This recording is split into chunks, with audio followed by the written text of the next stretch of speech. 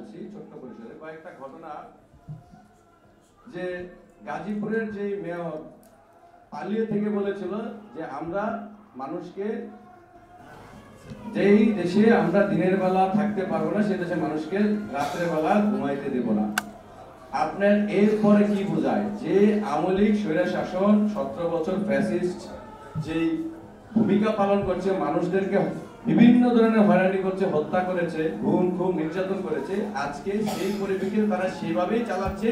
পালিয়ে যাওয়ার পরও তারা সেই ধরনের ঘটনা এখনো পুনরাবৃত্তি ঘটাচ্ছে।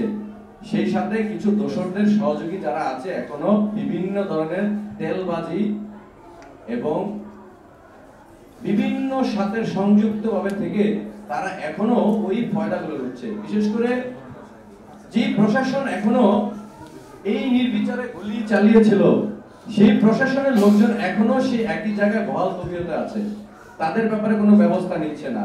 বরঞ্চ আমাদের এই জাতীয়তাবাদী দল বিএনপির যত নেতাকর্মীদেরকে যে পরিমাণ হয়রানি নির্যাতন করেছে গত 17 বছর, সেই 17 বছরে সেই বিএনপির নেতাকর্মীদের এখনো অনেক মামলাগুলো উঠায় নেওয়া হচ্ছে না। কেন? তারা এখনো সেই ফ্যাসিস্টদের ভূমিকা পালন করতেছে। কারণ সমস্যা একটি জায়গার মধ্যে, চেয়ার পাইলেই পাগল হয়ে যায়, কে কতটুকু লুটপাট।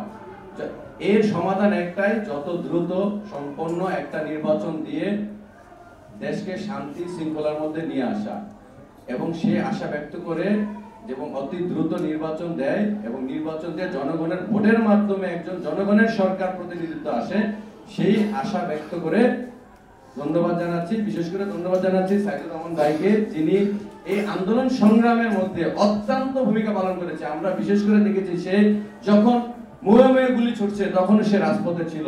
আমাদের সাথে যে ইরান ভাই আছে, ইরান ভাইকে দেখেছি যে তাকে কিভাবে গ্রেফতার করার জন্য কত ধরনের হয়রানি করেছে, সচক্ষে দেখা আমাদের চোখের সামনে।